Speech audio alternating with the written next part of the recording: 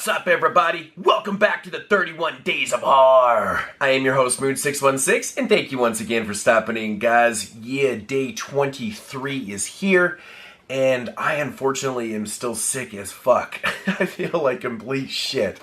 But it's not going to stop me from doing the review. Still going to do this one, so we're going to take it all the way back to 1971 with a film that has been on my wish list for absolutely ever. I'm a really big fan of like satanic, occult, witchcraft type films, and this one's been sitting in my cart for like as long as I can remember. I finally pulled the trigger on this one. I got it for super cheap, so why not? And it's a film I never hear anyone talk about for some strange reason. And it's probably the reason why I never picked it up, because I just didn't know exactly if it was any good or whatnot. But anyways, the film in question here is called The Brotherhood of Satan. Now, that's a great title for a film. Pretty cool cover art. You can't go wrong with the pentagram, with the screenshots from the film in there. Pretty cool stuff. Now, little disclaimer here.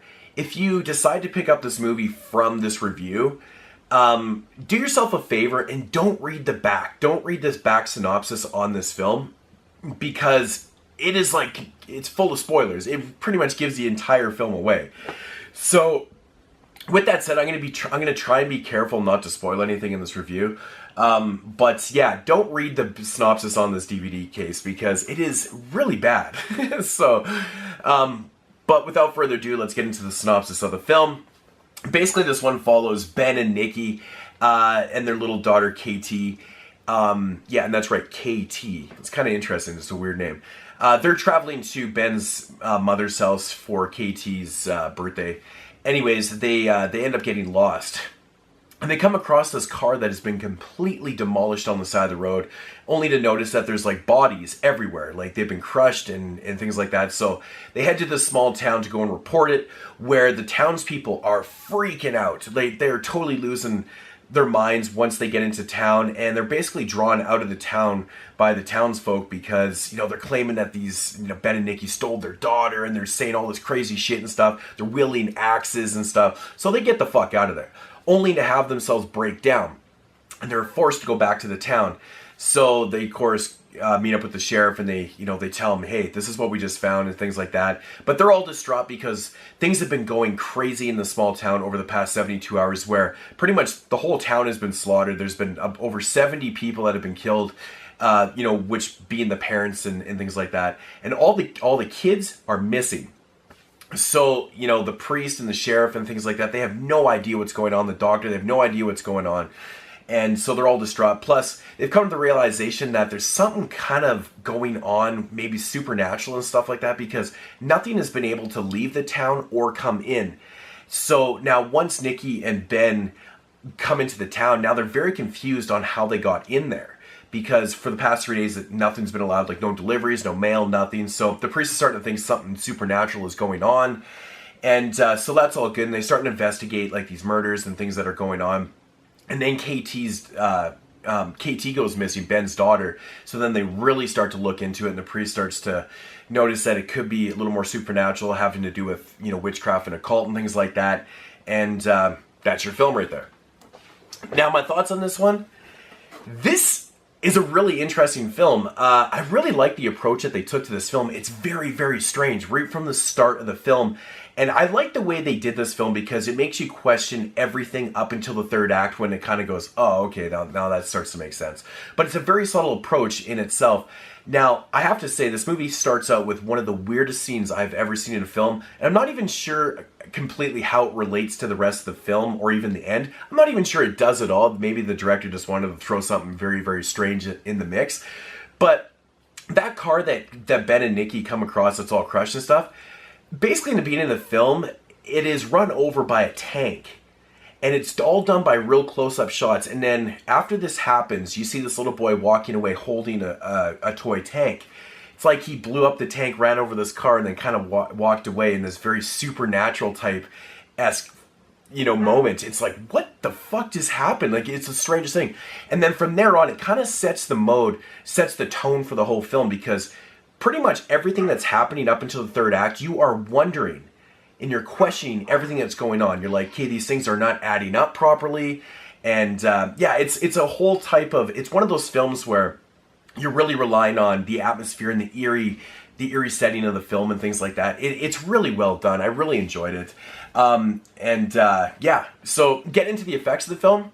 It's not like a gore film or anything. There's a little bit of blood in here and there and stuff. There's a really cool decapitation in the film. There's also a scene where the priest is saying like the last rites to all these people that were slaughtered, and all these bodies are mounted up in this one building, and there's literally just body parts everywhere and stuff. I thought that was pretty cool. You don't get to see the massacre, you only get to see the after effects of it, so it's kind of subtle in the approach throughout the whole film and things like that. But so not overly too much effects and stuff until you hit the third act, where everything just kind of goes fucking batshit crazy. Then you start to figure out why these kids are missing and what's going on. I will say it's like an occult witchcraft type film and things like that. I will say that. But I think the third act is fantastic. And the best thing about this film, because like I said, you're questioning everything that's happening up until the end, and it like really does deliver. It actually delivers a really solid ending to all those questions you've been asking yourself the entire film. So the payoff is fantastic. You know, sometimes these films, when they have these very kind of subtle approaches, very eerie, atmospheric type films that are just relying on setting and the isolation of the film and things like that, don't necessarily deliver in the end. This one does. It's kind of one of those endings where you go, holy shit, that just happened. That's fantastic. You know, you really can't ask for much more. But yeah, the aesthetics of this film are really well done, and I was very surprised at how well this film was done, because the director, I don't really know much about, but I did kind of look him up, and pretty much his entire career, he directed stuff for about 50 years, and it was mostly television. He worked on Gunsmoke, and he worked on all these television shows. He only worked on maybe 2 or 3 films in his whole career.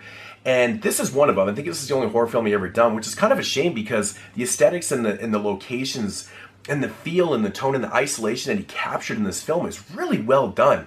You know, it's eerie to the point where you're just like, it's very unsettling where you're watching it, and it's a very interesting film. It's too bad he didn't do more, because I love films like this, man. It's a very, very good early 70s, witchcraft type film. So, without saying anything more, man, if I had to rate this one, I'm going to give this one a solid 8 out of 10. It's a really good film. Definitely give it a shot. Definitely worth the look. It's very, very strange. And like I said, if you're watching this one, wait to the end. Things will come, full circle, or start to figure things out. Except for maybe that first scene in the film. I don't know how that relates to the film whatsoever, but it's still cool. It sets it up for very, very strange things. But the Brotherhood of Satan, man, give it a shot, man. If you like witchcraft films, give this one a shot. You'll probably dig it. So, yeah. That is going to do it here for day 23. I will see you guys tomorrow in day 24, and hopefully I'm feeling a little bit better, man, because I am just fucking dying over here, man. But anyways, as usual, peace!